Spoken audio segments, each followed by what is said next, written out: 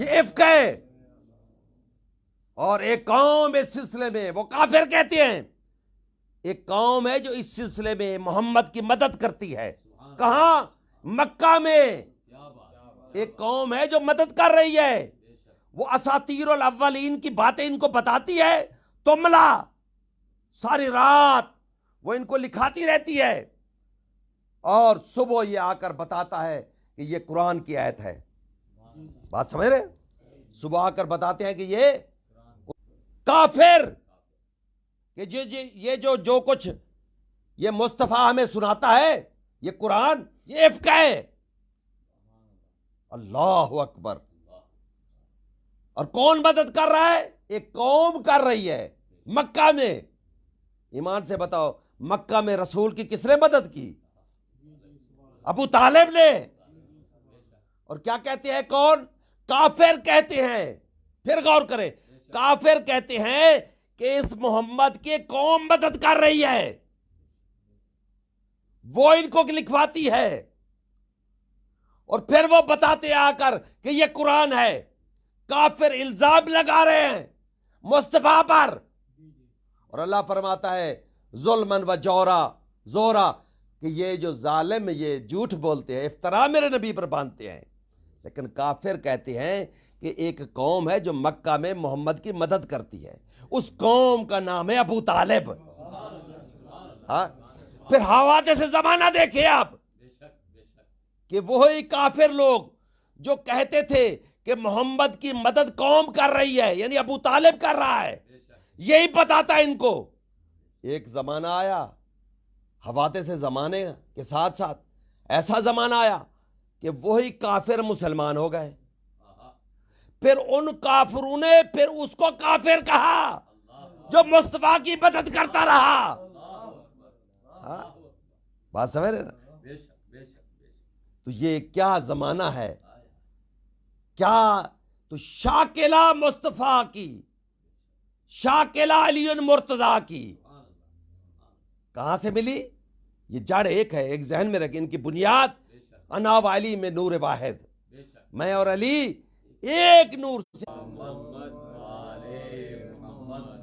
پھر درود پڑھ لے بلند آواز سے.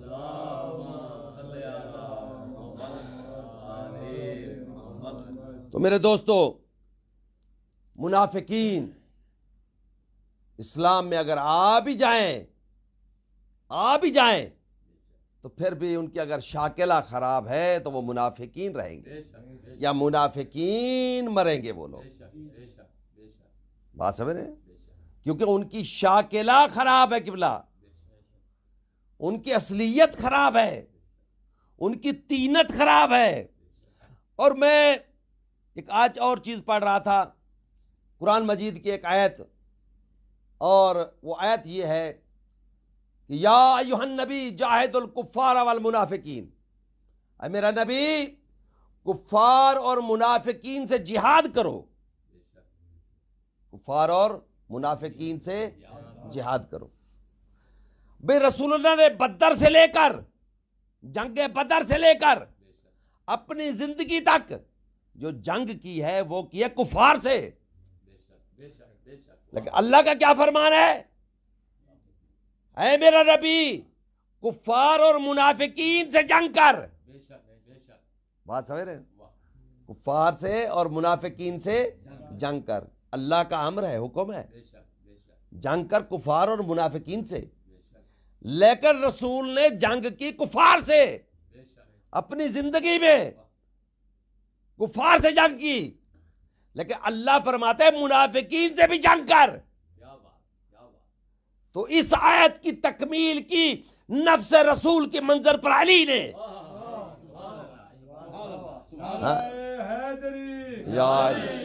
بات سمجھ رہے ہیں؟ منافقین سے جنگ کی علی نے. رسول نے خود فرمایا میرے بعد تم میں ایک ایسا ہے جیسے میں نے تعویل قرآن پر جنگ کی تم میں ایک ایسا بھی ہے جو تنزیل قرآن پر جنگ کرے گا. کیا مطلب؟ میں نے متن قرآن پہ جنگ کی، وہ تفسیر قرآن پر جنگ کرے گا، مفاہیم قرآن پر جنگ کرے گا. تو سب نے کہا میں ہوں میں ہوں میں ہوں. تو رسول اللہ فرماتے ہیں نہیں، وہ جو میری جوتیاں گانٹ رہا وہ تنزیل قرآن پہ جنگ کرے گا، تعویل قرآن پہ جنگ کرے گا. میں نے تنزیل قرآن پہ جنگ کی. حاضر کفار سے جنگ کی رسول اللہ نے، اور منافقین سے جنگ کی کس نے؟ علی بن ابی طالب نے. رسول نے خود اپنی زندگی میں بتا دیا تھا، اور رسول اللہ اپنی زندگی میں یہ فرما گئے تھے کہ میرے بعد علی تعویل قرآن پہ جنگ کرے گا. تو میرے دوستو، ہر شے اپنی شاکلہ پر عمل کرتی ہے. مل کر درود پڑھ لے بلند آواز سے. کیونکہ ہمارے پاس ابھی ٹائم جو ہے نا وہ تقریباً 10:15 کا ٹائم ہے، تو پھر بھی درود پڑھ لے بلند آواز سے رات کا.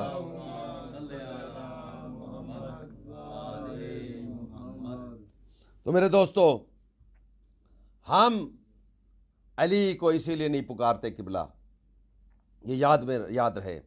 علی کو ہم اسی لیے نہیں پکارتے کہ علی تاریخ کی پیداوار ہے یا کریشن آف ہسٹری ہے.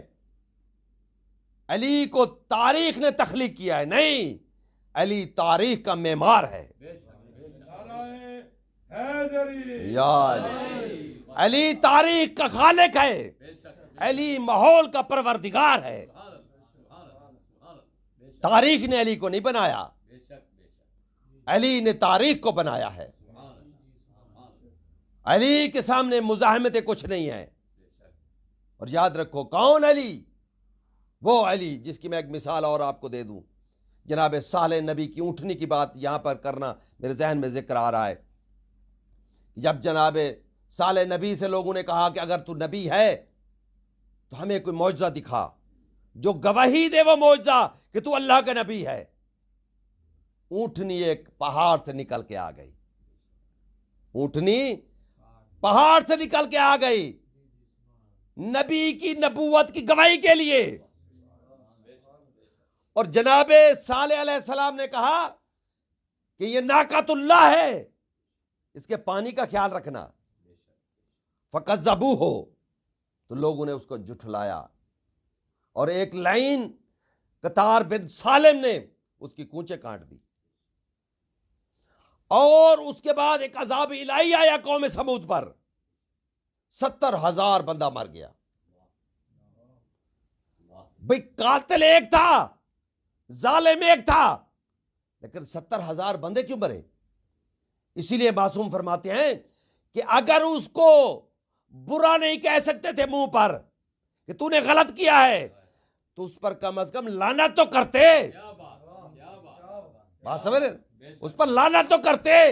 اسی لیے میرے دوستو، اگر کوئی قاتل علی پر ان کو برا نہیں کہہ سکتا تو اس پر لعنت تو کرتے.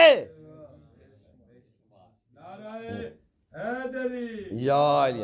اور پھر اللہ نے فرمایا یہ ناقۃ اللہ ہے، یہ اللہ کی اونٹنی ہے، اس کو اذیت نہ دینا، اس کے پانی کا خیال کرنا. اور جو اس کو اذیت دے گا وَلَا تَمَسُّوهَا، جو اس کو اذیت دے گا، تکلیف دے گا، کس کو؟ ناقۃ اللہ کو. میں یہاں پر یہ بھی بتاتا چلوں، ناقۃ اللہ، اللہ کی اونٹنی. بھئی ساری اونٹنی اللہ کی اونٹنی ہے. اللہ نے اس کو ناقۃ اللہ کیوں کہا؟ ہاں کہ بلا قرآن کی آیت ہے، اور اللہ نے اس کو ناقۃ اللہ بھی کہا اور آیت بھی کہا. اور اللہ نے یہ بھی فرمایا وَإِذْ جَاءَتْكُمْ بَيِّنَاتٌ مِّن رَبِّكُمْ، جب تمہارے پاس پروردگار کی طرف سے واضح نشانی آ گئی، تو یہی ناقۃ اللہ ہے. اور یہ آیا اللہ کی آیت ہے، یہ قرآن کی آیت ہے. اونٹنی جب آئی نا، کتنی مماثلت ہے جناب صالح نبی کی اونٹنی میں اور علی علیہ السلام میں. ذرا غور کرنا ہے، یہ ناقۃ اللہ ہے. یہ کیوں؟ اس نے ایک نبی کی گواہی دی. بھئی جو صالح نبی کی گواہی دے ایک اونٹنی جانور، وہ ناقۃ اللہ.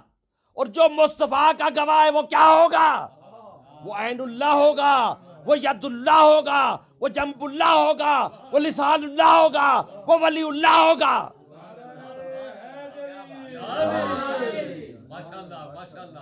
بھائی وہ ناقۃ اللہ ہو سکتی ہے، یہ ولی اللہ کیوں نہیں ہو سکتے؟ ہاں؟ اور جو اس کو اذیت دے گا اس کو عذاب ملے گا. ایک دفعہ رسول اللہ نے علی علیہ السلام کو گلے لگایا اور گلے لگا کر رسول اللہ نے اللہ اکبر فرمایا یا علی اولین میں سے کون بدبخت ترین ہے؟ کون ہے بدبخت ترین؟ تو مولا علیہ السلام عرض کرتے ہیں یا رسول اللہ جس نے حضرت صالح نبی کی اونٹنی کی کونچیں کاٹی تھی۔ یا علی آخرین میں کون بدبخت ہے؟ حضرت علی علیہ السلام عرض کرتے ہیں یا رسول اللہ اللہ کا رسول بہتر جانتا ہے۔ پھر رسول اللہ نے علی علیہ السلام کو بوسہ دیا اور داڑھی پر ہاتھ لگایا اور ہاتھ لگا کر کہا یا علی آخرین میں سے بدبخت ترین وہ انسان ہے جو تیری داڑھی کو رنگین کرے گا، تیری داڑھی کو رنگین کرے گا، وہ بدبخت ترین ہے۔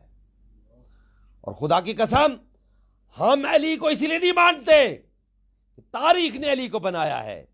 میں نے عرض کیا ہے کہ علی تاریخ کا پروردگار ہے، علی خود خالق تاریخ ہے، علی مزاحمتوں کو ڈھونڈتا ہے۔ اور انسان کی شخصیت اسی وقت ابھر کے آتی ہے نا جب مزاحمتیں سامنے آئے۔ بھئی اگر آتش کدائے نمرود نہ ہوتا تو ابراہیم کا ذکر نہ ہوتا، اگر جادوگر نہ ہوتے فرعون کے تو کبھی موسیٰ کا ذکر نہ ہوتا۔ مزاحمتیں، علی وہ ذات ہے جو مزاحمتوں کو ڈھونڈ کر تاریخ بناتا ہے، تاریخ کا پروردگار۔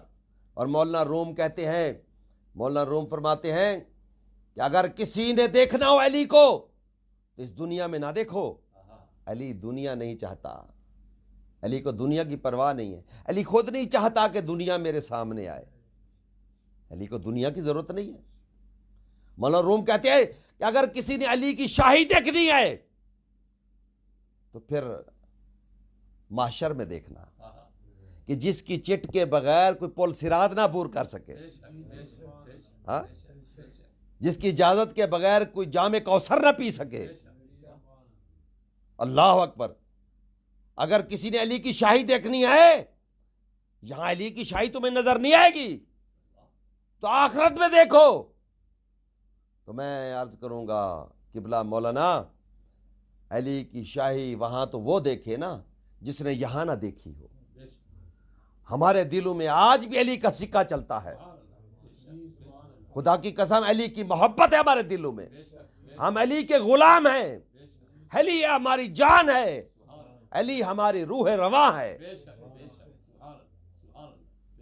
علی کی حکومت اب بھی ہمارے دلوں پر چلتی ہے۔ علی مزاحمتوں کو ڈھونڈ رہا ہے خود، اے عبد الرحمن تو میرا مہمان ہے، عبد الرحمن تو میرا مہمان ہے، تو یمن سے آیا ہے۔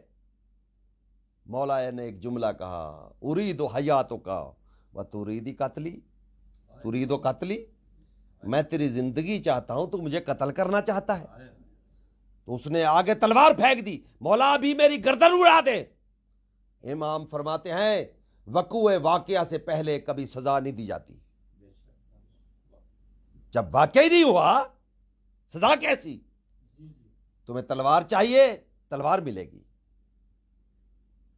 دیکھیں مزاحمتوں کا پروردگار مزاحمتوں کو خود پرورش کر رہا ہے، خود پال رہا ہے۔ اے عبد الرحمن تو یمن سے آیا ہے، میرا مہمان رہے، تجھے نفقہ چاہیے نفقہ ملے گا، تجھے اور کچھ چاہیے بیت المال سے ملے گا، تو یہاں رہے۔ اللہ اکبر۔ اور علی جانتے ہیں کہ مزاحمت ہوگی، مزاحمت ہوگی، کیونکہ سچے رسول فرما کے گئے تھے، اور علی اسی مزاحمت کے انتظار میں تھے کہ مزاحمت ہو اور علی قیامت تک کے لیے امر ہو جائے۔ ہر انسان آتا ہے چلا جاتا ہے، لیکن اللہ جب کسی کو حیات جاودانی عطا کرے، ابدی زندگی عطا کرے، وہ پھر خود مزاحمتوں کو تلاش کرتا ہے۔